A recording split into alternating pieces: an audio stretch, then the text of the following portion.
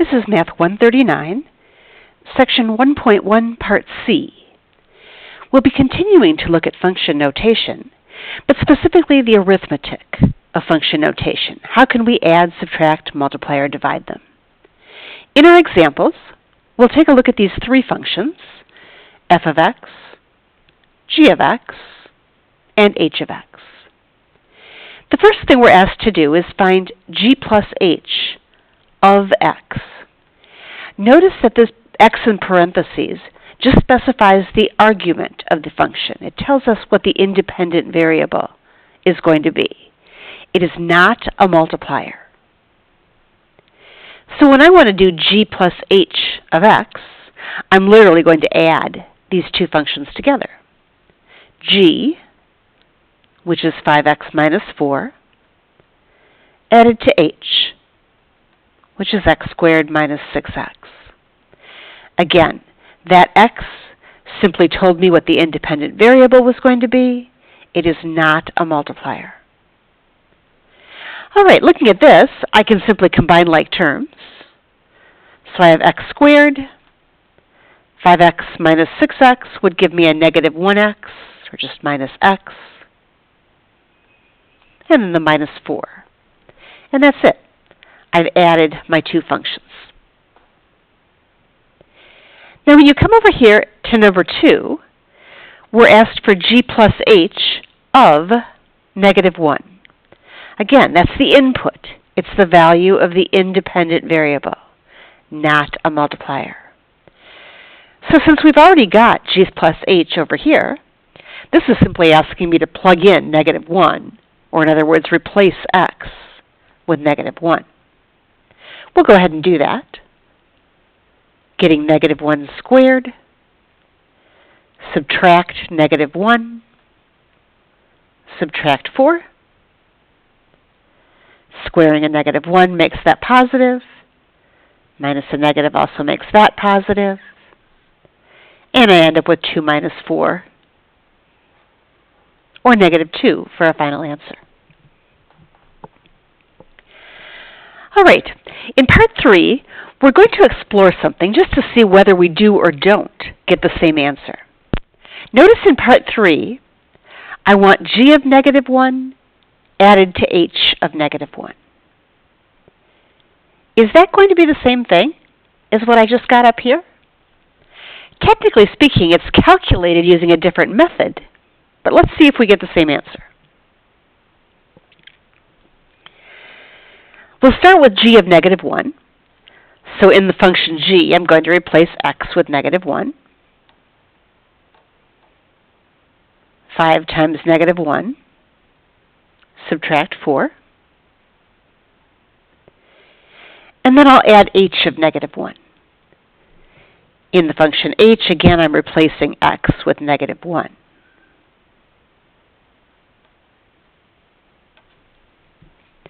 There's a little more arithmetic to do this time. We've got some simplifying, so let's go ahead and do that.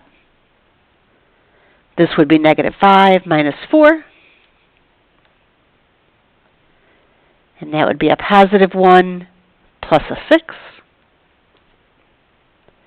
giving me negative 9 plus 7. And indeed, I actually do get the exact same answer, negative 2.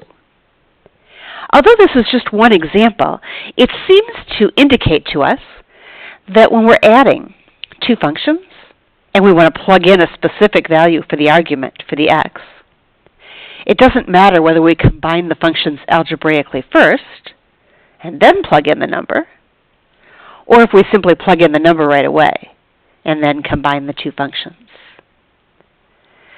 So we definitely notice that we get the same answer.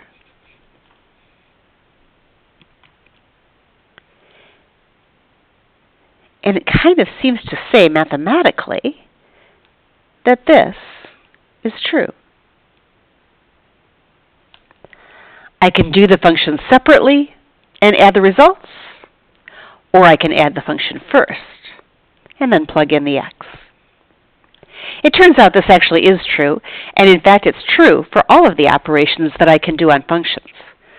Not only addition, but subtraction, multiplication, and division as well. We'll go ahead and in the next several examples, we'll decide whether we've already got the function combined, so it's easier to use that, or if I don't really need to combine the functions, sometimes it's easier to simply plug in the value right from the beginning. So let's take a look at the next few problems.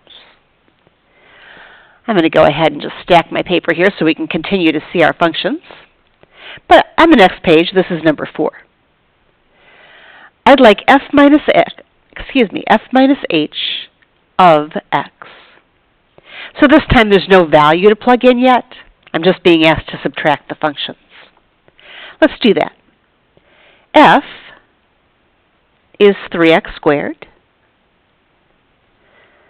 Subtract h, which is x squared minus 6x. Be really careful with subtraction. This subtraction, or that minus sign, needs to get distributed to both terms inside my parentheses. So what I really have here is 3x squared minus x squared, and then minus a negative, or plus 6x. Combining my like terms, I have 2x squared plus 6x. I didn't have any numerical value to plug in this time, so I'm simply done. Now in number 5, once again we're looking at f minus h, which we just finished doing in general with the general argument, or input, x. And now I'm being asked to substitute 3 for x. Since we've already done the background work, we might as well just go ahead and substitute right into this form. So we'd have 2 times 3 squared plus 6 times 3. That would be 2 times 9, using my order of operations here, plus 6 times 3, 18 plus 18, or 36.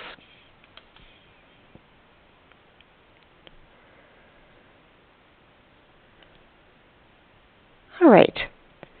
In number 6, I'm asked for f times h of 2. Now this time, I wasn't specifically asked to do f times h first, so maybe I'll just go ahead and plug the 2 in right from the beginning. In other words, I'm going to do f of 2 and multiply it by h of 2. F of 2 is 3 times 2 squared. And I'd like to multiply that by h of 2, which would be 2 squared minus 6 times 2.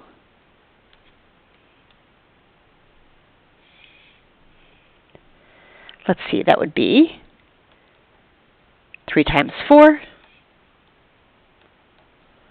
multiplied by 4 minus 12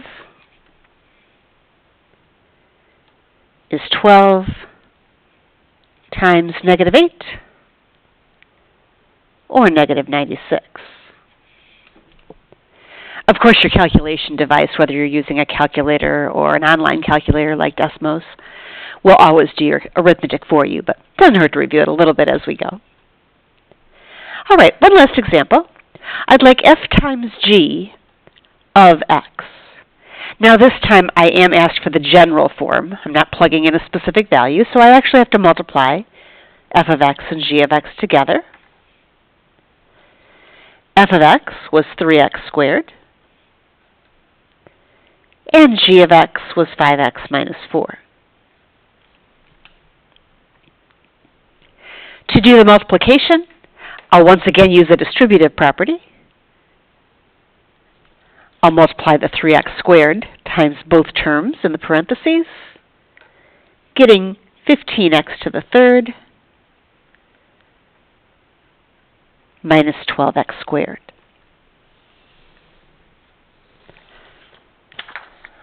That's complete, since we don't have any values that we need to plug in or substitute for x. All right, our last couple of examples here are division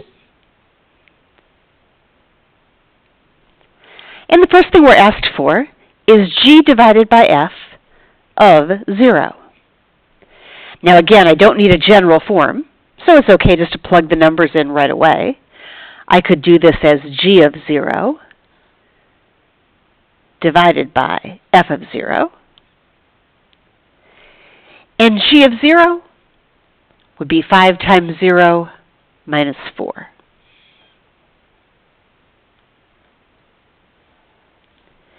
Divided by f of 0, 3 times 0 squared. In the numerator, 0 minus 4 is negative 4. But in the denominator, 3 times 0 is still 0. And you probably remember from past math classes that division by 0 is undefined. So there is no solution. Or we might say this is undefined when we tried to evaluate this.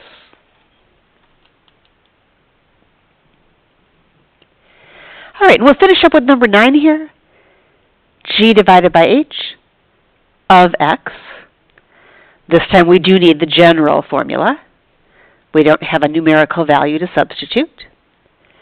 So g of x is 5x minus 4 divided by h,